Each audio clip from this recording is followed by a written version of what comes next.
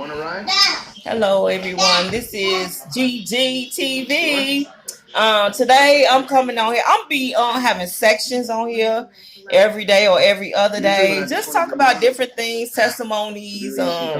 Just trying to, reach out to people that I love, people I used to be with. Just sharing how what God have done for me, how Jesus brought me out of different situations when I thought I was by myself. The harm, the abuse. It's so much. As in, I'm writing a book too on all of this. And it ain't to. It's just to help reach the world. It's when you see what God have done for you, how He have brought you out of situations where you had nothing to do with it. You are so happy and joyous for that. So you want to share with everybody else what Jesus done for you. And there's some people who probably much ain't gonna want to hear it or pay attention. Or I'm just Regina. That's it. I'm just from what God made me from the dirt. That's it. Just a person who got a chance to live a better life. Because in the world, I was totally messed up, searching for love, addictions, doing things to fulfill the pain that was inside, which I thought was, what I thought would help me, it wouldn't help me. But anyway, only God can fulfill that deepest, feeling in your heart that you want. It don't matter. A lot of people think if you help people, feed people, give people place to stay, that's going to take away that pain, that emptiness, that loneliness, but it's not. You're just going to get up the next day trying to figure out what you can do to fulfill that. And sometimes it's addictions, different addictions, different things that makes you want to just keep going, which we know that's bad for us. Okay, my grandson, y'all hear that noise? That's my grandson over there. When you doing something, the devil gonna send somebody to distract you. But anyway, he's a good little baby. Anyway, I just wanted to say that that addiction is not gonna help us. Nobody can take away that but God, and I know that for a fact because He have brought me out of so many situations. So many situations where I thought it was hopeless for me. I mean, suicide, all that stuff. I tried it out. It didn't work. I was wondering, why God want to use a person like me, or why should I be saved? I just thought that it was the end of the line for me, the end of the road for me. I went to church now young, but I ain't know nothing about no churches. Even when I got older, I ain't know nothing about no different churches. I just knew a lot of churches that I went to wasn't right. And now that the church that I'm in now is right, because I finally took the time out to read the word for myself. Because when you follow people, I done been and following so many people. When you follow people, you will end up on the wrong road. I'm serious. So it's best to follow Jesus. And I know some people probably say, well, how's she gonna say she did it? Yes, I did. I did a whole lot of stuff from A to Z, and I ain't ashamed of that. But my job is to let somebody else know I got feelings now for people. I did that first because I used to call people crackheads and everything on drugs. Oh, they bad rocks, they bad this, they bad they. Now, when you look at it, dang, I was once in their shoes too. So how can I talk about somebody? There's only one judge, and that's God. God is the judge. Whether people that's on drugs real bad, alcohol real bad, stuff like that, man. I'm telling you, you can get over that. God can get you out that situation, because He did it for me. He did a lot for me, and that's why I thank Him every single day. Like, Lord, thank you so much for getting me off of this. Because I didn't have to go to a rehab. Look in the mirror at myself like, Lord, this is not me.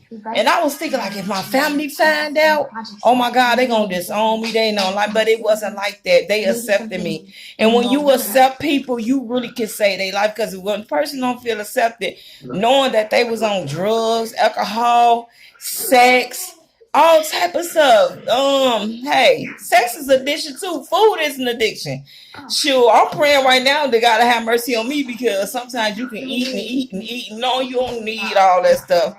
But hey, I'm still learning, just like everybody else. I'm still learning. I'm on a little diet, you know what I'm saying, trying to lose weight because of my health.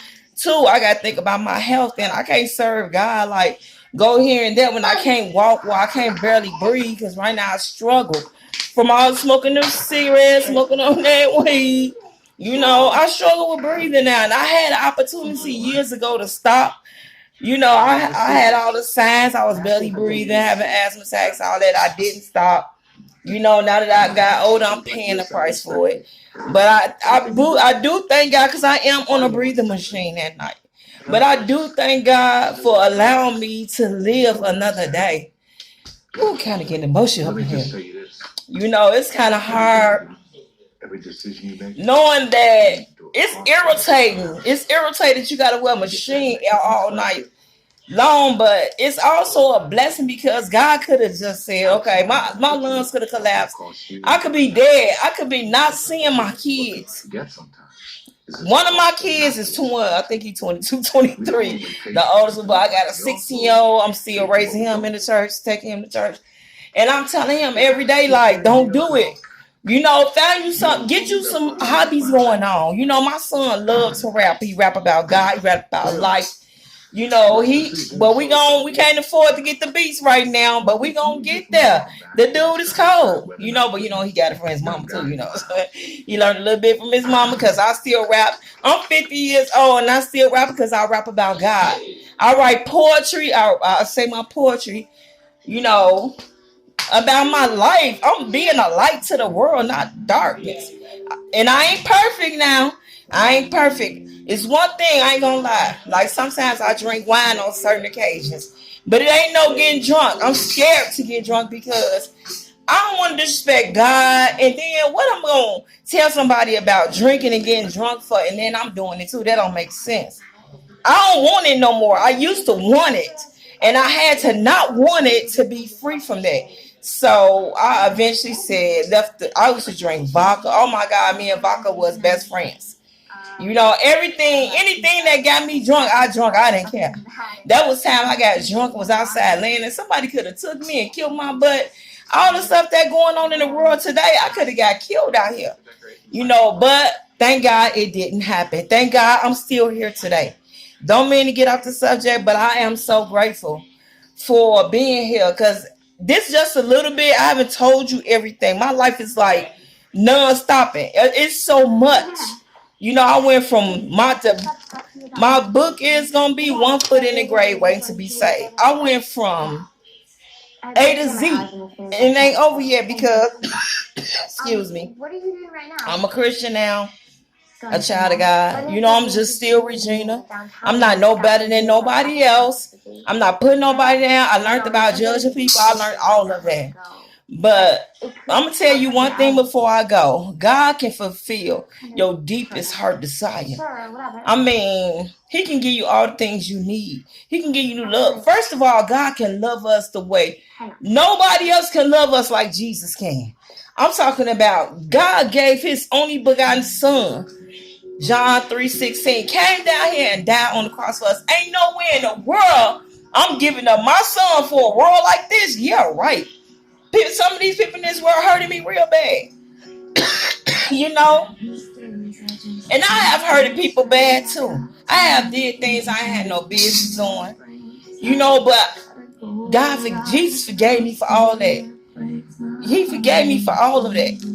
You know, now I have to continue on to serve him, to be a light to the world and not of the dark, to be an example. I ain't perfect. Don't get me wrong. I go through stuff. Sometimes I get angry. You know, sometimes I get mad. Sometimes I hate the way people treat me, and all I'm trying to do is show love.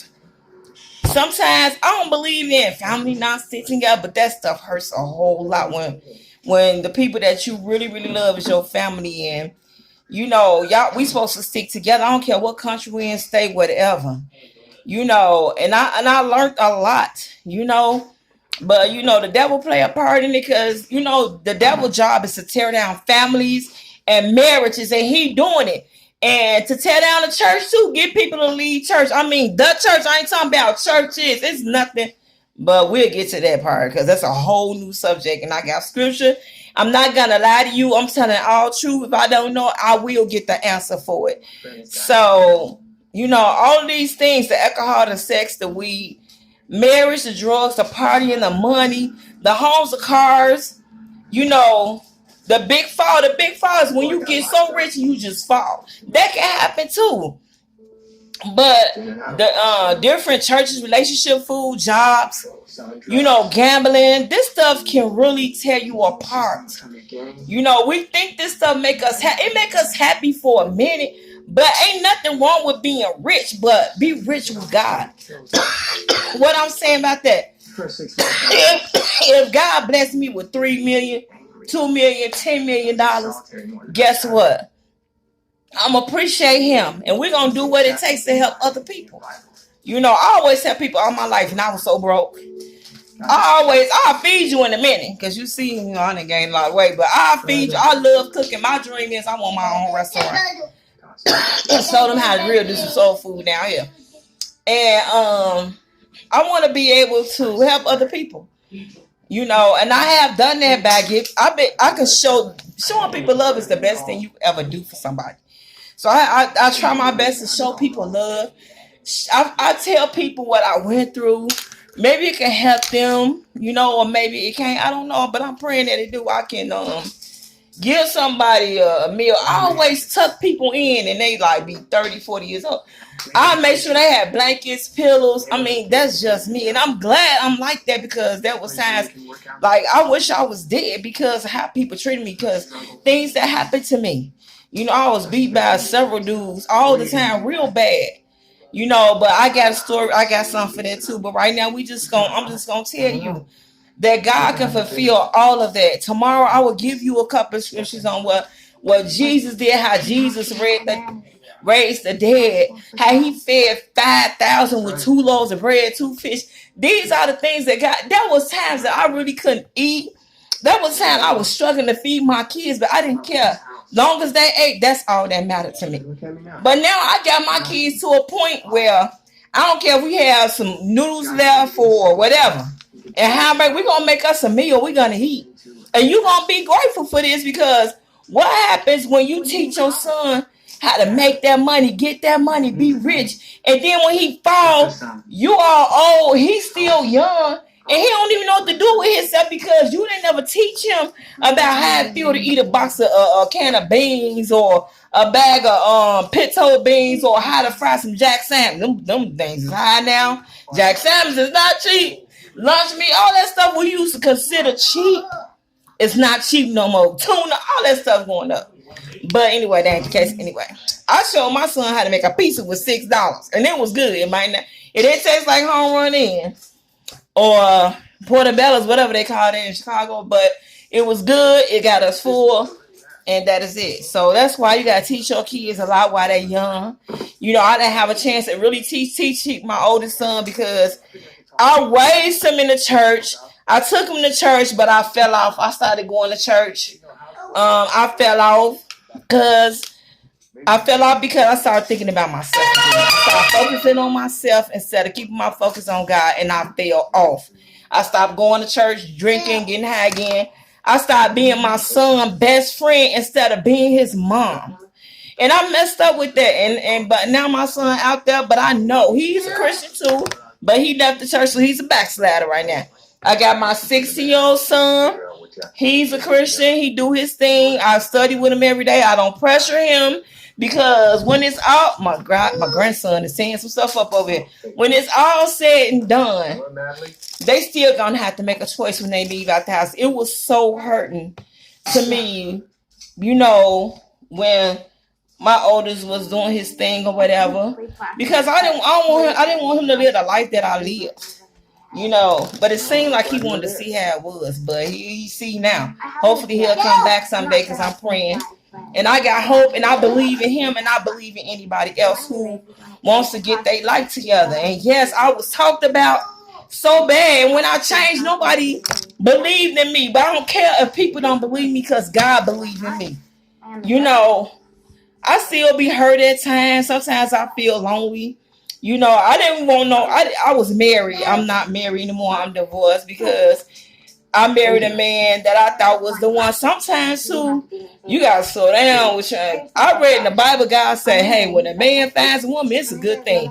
That means us as women should go out there hunting for no man, cause you know you don't know who you gonna run into. It's AIDS out here, syphilis, gonorrhea, cramps, everything. So as females, we have to be careful. Then we got to think about our kids. If we got girls, even boys, because it's you know what I'm saying. We gotta be careful with our kids. You never know who you bringing in your house. So, I ain't gonna be on here too long. I'm gonna come back tomorrow, probably around the same time. You know, my grandson, he'll probably be going back home. He can't disturb me, but you know me trying to get that word out. He don't know no better. Y'all want to see my grandson? Look at my grandson. Say hey. But anyway, that's my grandson. He gonna try to say. But anyway, I love y'all and stay prayed up when y'all going in and out. And remember, only God can fulfill that love that you're looking for. Nobody can do it. You know, nobody can do it. My mother couldn't do it. God rest her soul. She's gone. I miss her. And I wish that, I don't know. I can't say what I'm just asking God to just watch us and guide us, and just, you know, I pray every night. I pray when I get up. I pray almost in my sleep, because you never know. Satan be at the door waiting on you. Sometimes your enemy is in your own household. You never know it. So just stay prayed up. Don't give up on life. I'll be back tomorrow to still talk about some of these things, this money, the abuse, the drugs, the marijuana, all of that. And I ain't knocking nobody who use. That's something that I don't never do, because, you know, I used to be a drunk and an addict and everything else. But I changed my ways because I was tired of living that life.